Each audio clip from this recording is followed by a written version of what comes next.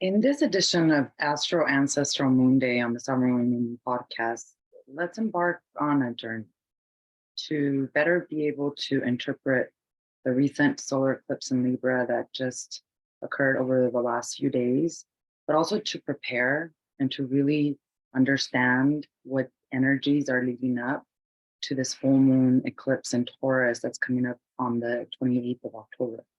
There is a celestial window right now of profound insights and self awareness, especially as it relates to the realms of the hurt inner child, childhood abuse patterns, ancestral childhood patterns of abuse, and the quest for transformation, which is what we're all talking about this week on the podcast.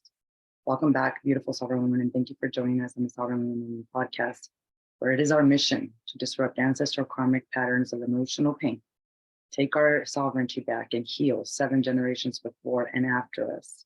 And with this eclipse window that we're just now moving into, it couldn't have been a more appropriate time to actually talk about this.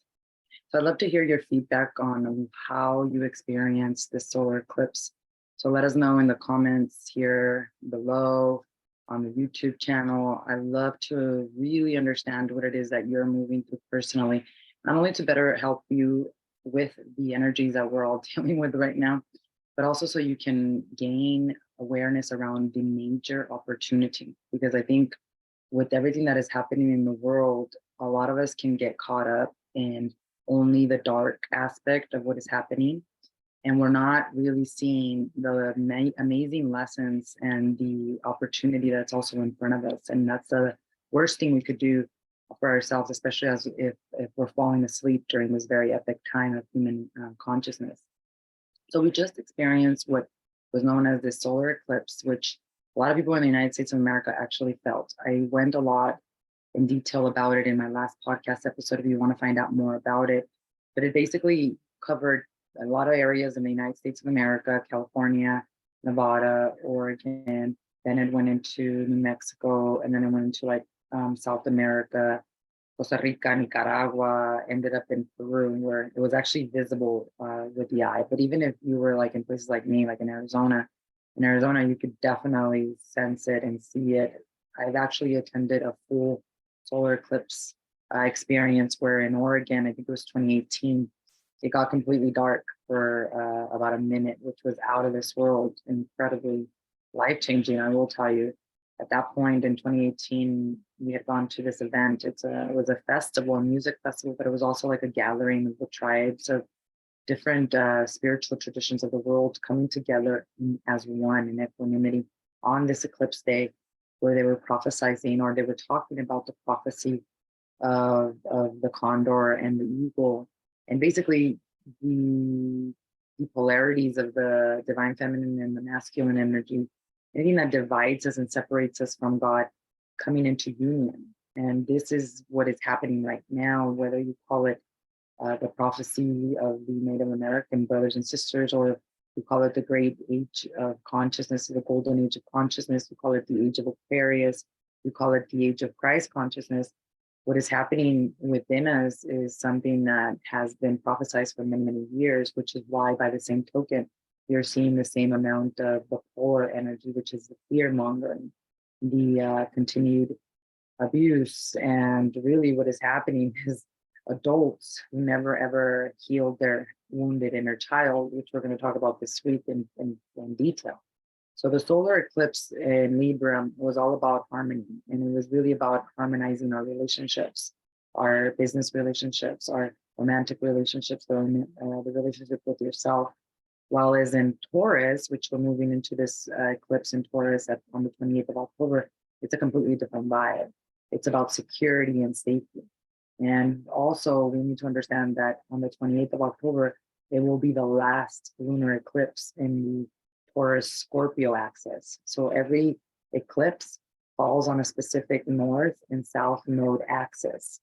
We've been on the Taurus Scorpio axis since about 2017, I believe. And now, no, 2018, excuse me. And now this brings into closure the last time we'll see for a while the Taurus Scorpio axis as it relates to the eclipses. And eclipses usually are major endings, major closing of cycles. But when you have an eclipse like this one, where it will be the last one under this axis radius or under this axis of the north and south node, it's even bigger. It's tremendous. It's very, very, it can feel very uncomfortable because eclipse energy is very chaotic and all of a sudden things can happen. But it doesn't have to be negative at all. Like, I don't understand why people get so afraid of the astrology or the eclipses in general. I'm not one to say that eclipses are to be used for manifestation, but I can see what occurred in this last eclipse, how because I was present, because I was mindful, because I did the most important work in the morning, hosted sadhana meditation practice for myself and like the communities throughout the day, even though I went through an extremes of emotions, there were incredible blessings and victory. And that's what a lot of people are not really paying attention to because of all the fear mongering that is happening in the world. And truly why this is happening is because, oh my God, I can't believe we're still killing over the name of God. I mean, if you think about the situation that's happening in Palestine and with Israel and Palestine, the Israelites, which is a small percentage of them, these are not all Jews.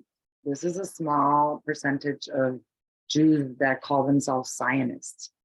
There's a section in the Bible that says that the land, the Holy Land, will be restored back to the Israelites and that the third temple is to be built on this land. There is no way in any way, shape, form that I believe that God would ever, the God that I know of love and compassion would ever tell his sons or daughters to go murder innocent people. It's like the whole story of Arjuna.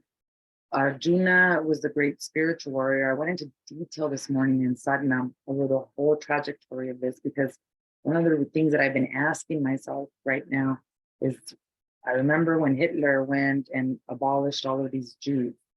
It was horrific. And I thought to myself when that was happening, because I visited the Holocaust Museum in Washington, D.C., and I got to see all of the propaganda that Hitler was using.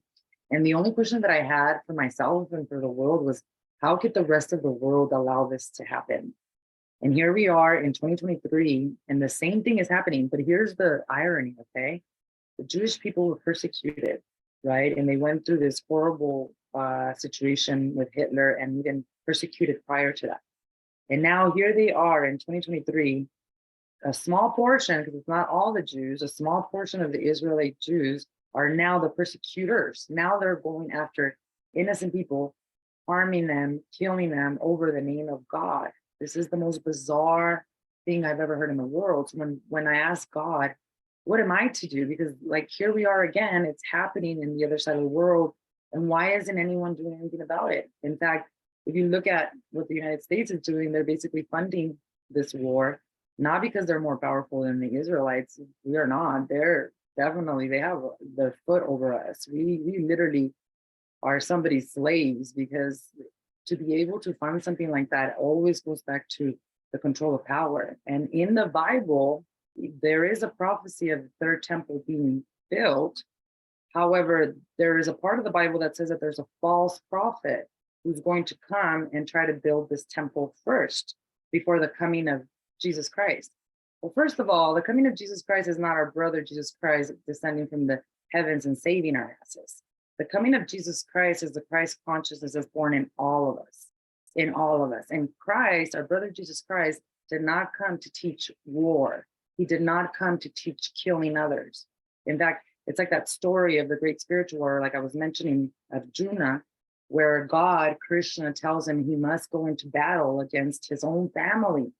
And then Arjuna says, why? Why would you want me to go to war with my own family, God? And then God explains to Arjuna, the reason I need you to go into war is because, first of all, you need to understand, to see through these physical bodies, that is not who your brother truly is.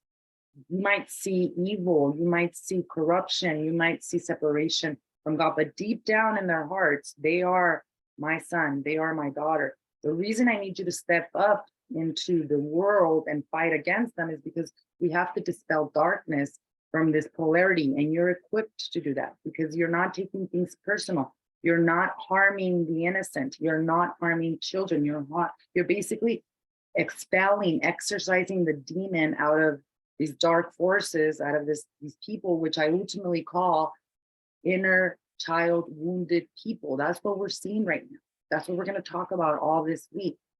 Because think about it, if a Jewish person was put through those concentration camps, was put through all of this horrible terror, and now they are the persecutors, now they're the ones that are attacking, that reflects back to a wounded inner child that never received the healing. And because of that, they are listening to a voice of God that says, go murder innocent people so they can take over the land. There's a part of the Bible that also talks about how there was going to be a false prophet, but also how there is the only one that could bring the two sides together is a conscious man that can bring through peace that equanimity and the union of both sides. That is not what is happening right now. What is happening right now is forceful power. What is happening right now is I'm going to kill you in the name of God.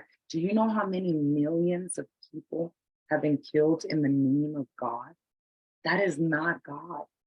God would never ask us to hurt someone else. It's like all these people that go to church and then they listen to the word of God, but then they don't act upon it, or they interpret it as a hateful, vengeful God.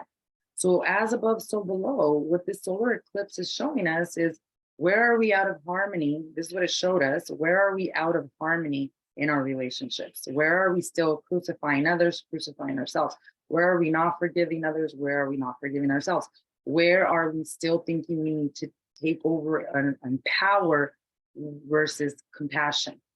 And it's uncomfortable to get that awareness, because 99% of the human race is going to go back into their victim mentality. And they're going to say, eye for an eye. What was done to me, I will do some now back to others. Versus the 1% who is actually doing the inner work of healing themselves. That's why my teacher Guru Jagat said meditation is a civic duty. Then those people are actually very victorious right now. They're thriving, they're abundant. And it's not because they're ignoring what's happening in the world. They're getting involved in their own ways. For us, like for me, for example, it's through prayer. In my community, somebody else mentioned fasting. We pray upon what is happening in the world right now, every single morning. And we don't pray that one side gets abolished so that the other side wins. We pray that the face of Christ consciousness is shown to all of our brothers and sisters, that love, the most powerful emotion, can actually take over the minds of these individuals that are believing that they need to kill in the name of God. And here's the thing, the solar eclipse showed us that. So you got 99% of the people that are going to be like, I'm a victim. You don't know what was done to me. I have a right to do this. And then here comes the full moon full moon lunar eclipse in Taurus on October 28th, closing out this major cycle. Now, again, the energy is very chaotic, but it doesn't have to be negative chaotic, because even last Friday, right before the eclipse, they were planning this major attack on the Palestinian people, and it rained for hours and hours, which prohibited them from actually going in and attacking these people.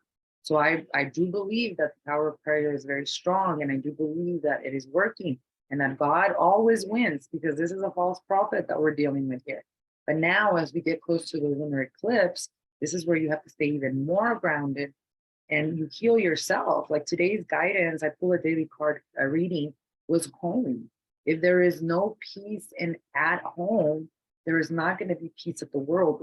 The minute that woman started to fall asleep and they became insecure and they started to not be part of community, they didn't do the inner healing work. That's when they raised insecure children.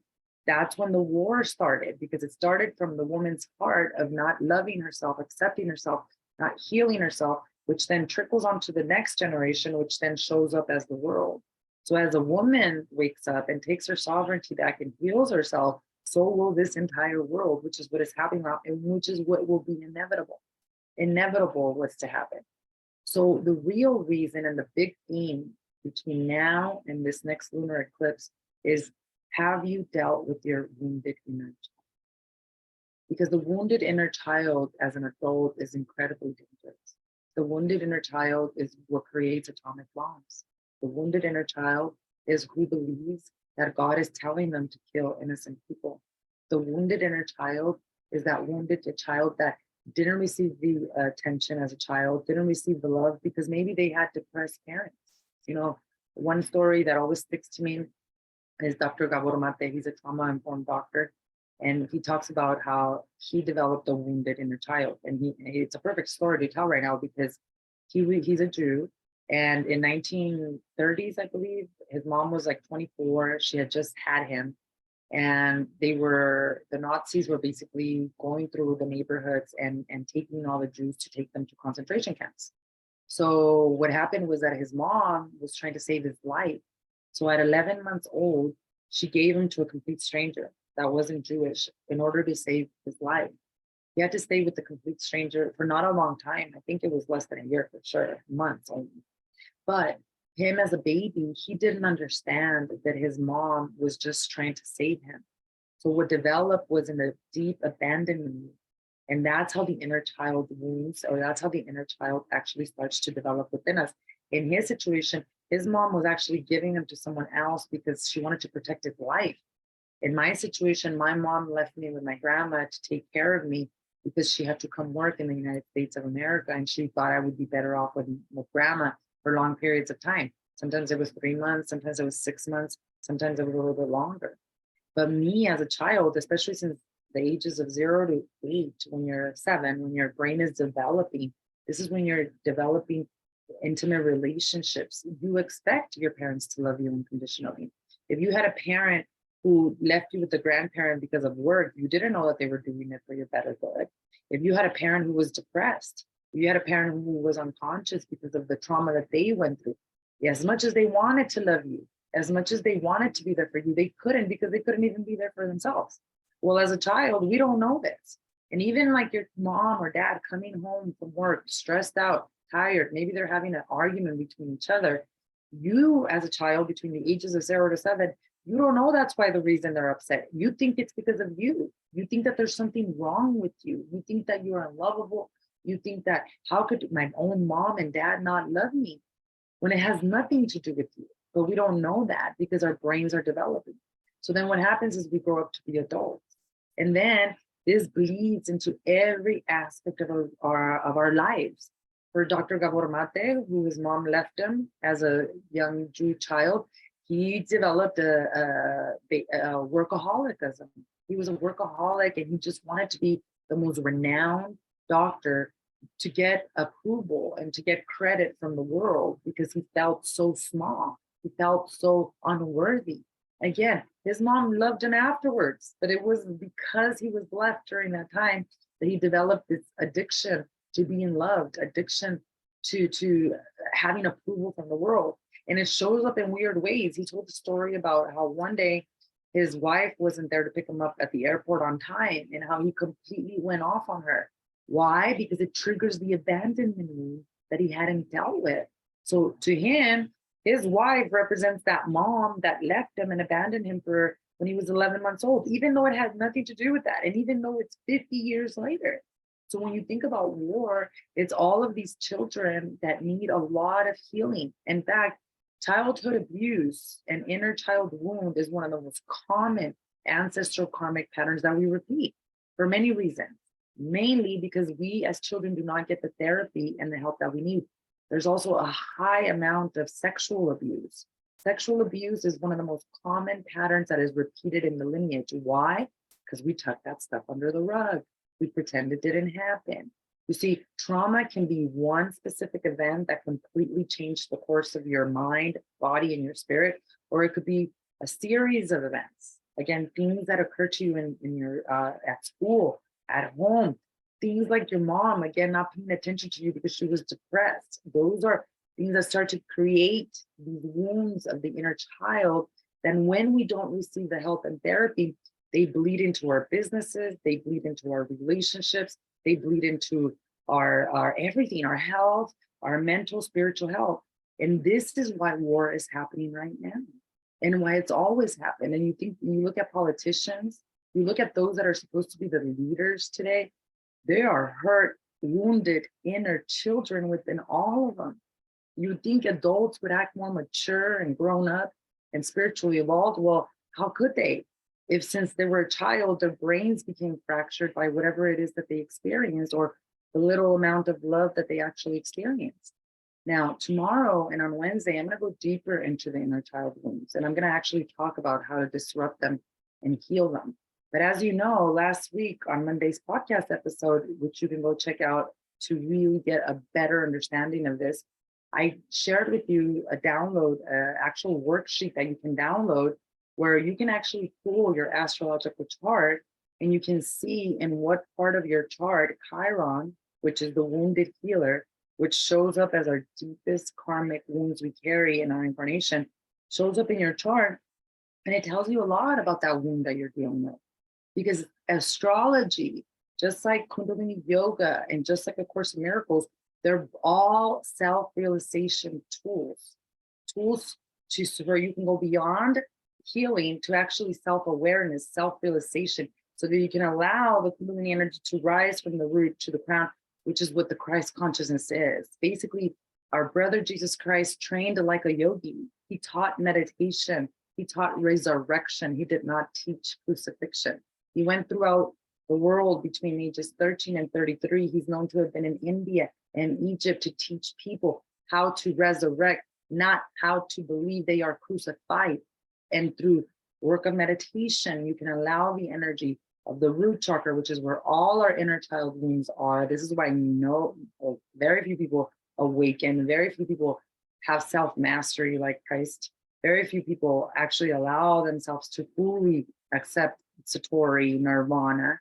The reason is because the energy is stuck right here at the root. We're not even breathing above our belly button because we are so stuck in these karmic traumatic patterns. So things like Kundalini Yoga, astrology, things like Course in Miracles, they help us self-realize. They help us through the process of forgiveness. They help us through the process of acceptance. There's no better gift that you can give for yourself than knowing you, all of you, your light and your darkness. All of us have both light and darkness. In fact, A Course in Miracles says, God sent us into this world with darkness and never alone. God was always with us, whether in the darkness or in the light. God is not a judgmental God. But we've been programmed, religion, all these different things, society, to have this intrinsic guilt, which then dims our light and also makes us be afraid of our own power. So as you start practicing these practices, for example, you download that worksheet, find out exactly where Chiron sits on your chart. You get to know yourself, you get to know your wounds, you get to know your triggers, not to change them, but to learn to accept them. Then guess what? You're going to heal yourself. You're going to stop rejecting these parts of you that were not integrated, which is what the inner child is. And guess what? You're not going to project your hate, your disgust, the fact that you were not loved as a child onto the world. You're not going to start World War III. You're not going to start a world war in your business or in your relationships because you know who you are.